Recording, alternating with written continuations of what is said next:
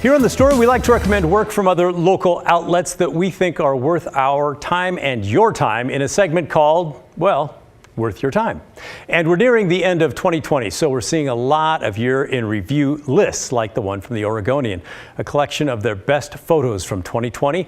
And it is remarkable to see how things have changed from February to March when COVID-19 changed the way that we lived our lives.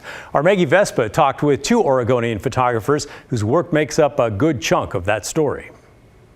When you look at the headline photo, so to speak, it's one of Dave's, and it's that employee at Woodstock Spirits who's all masked up, and it's from mid-April. I mean, you think back to that time, we didn't really know a lot about what was happening with the virus, but then you kind of scroll down and you backtrack to January, and it's wild to look at what you all were covering at the time. I mean, this question is kind of to either of you, just off the top. Is it as insane for you to look back at what you were shooting and what we as journalists were covering pre-pandemic?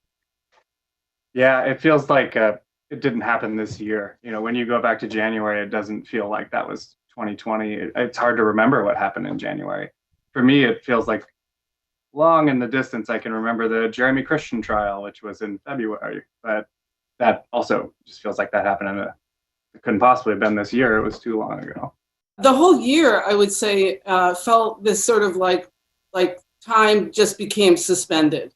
And it's like, what is it? March 59th, today? Or right. Just like a really, really, like our whole concept of time was just shattered and in pieces on the floor, basically. I mean, that was just, I think it was like that for everyone. It was just sort of like an assault of news for all of us, really, not just here in Portland, but around the country. It was a big year for everyone, and it was a big year for journalism.